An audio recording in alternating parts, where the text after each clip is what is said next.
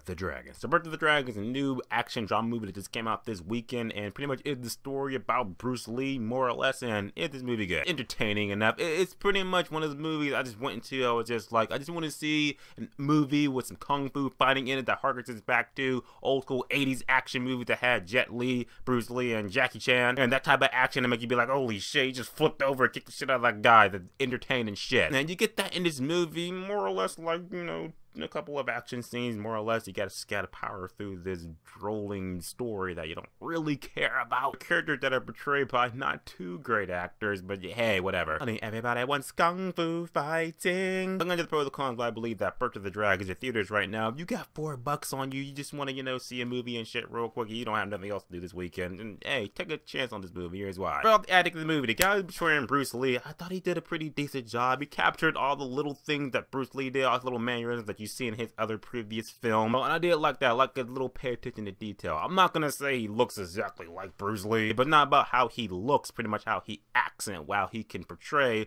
a real life character, and he did pretty well. Oh, not to mention the guy can kick ass too, so that's a plus. The guy who played Wong, he was my favorite character. I pretty much to a point in the movie I was like, I'm more so focused and invested on Wong than I am with Bruce Lee, and I'm pretty sure this movie is about Bruce Lee, right? But it doesn't matter because I loved Wong. He was awesome as shit. The other characters don't give two shits about, more or less, because they're just pretty much generic filler characters that just plot out the runtime of this movie. We're gonna do the plot in the movie. Pretty much is a kind of an awkward plot because the movie does involve, Bruce Lee and everything he's doing, you know. And pretty much this other guy who's like Bruce Lee's, you know, one of his, you know, pupils or whatever, he's like falling in love with this Chinese girl or whatever, falling in love and everything, and now she's hooked up with the Chinese triad or something. And so Wong comes in and everything, and you know, Wong, this ancient Chinese master and everything, great monk and everything, and now it's like through a series of events, Bruce Lee has to fight Wong to save this girl.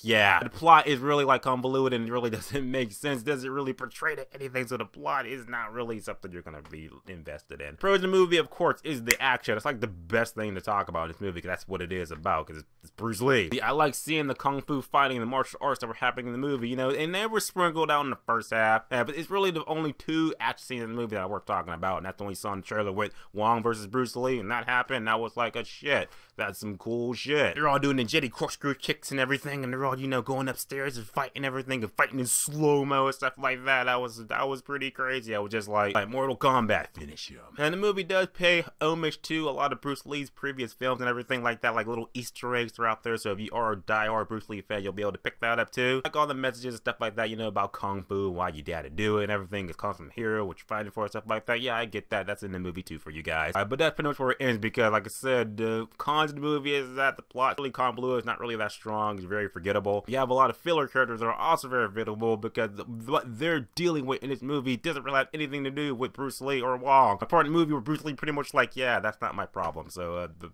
sorry, fuck off. I'm just saying, that's what you need to know about the movie. So at the end of the day, Birth of the Dragon movie, I was just like, I just want to go in and see, you know, not Bruce Lee, you know, kick the shit out of some bad dudes or whatever, and I got that in this movie. Kick-ass action scenes that harkens back to, you know, old school Jackie Chan, Bruce Lee, and Jet Li. Yeah, I like that type of shit from back in the 80s. Plot not really that good, and the characters that also not really that good, and they're very bland, very generic, so yeah. With that being said, I'm going to say that Birth of the Dragon is indeed a 5 out of 10, which is a good time, one time only. And as always, guys, subscribe. Until next time.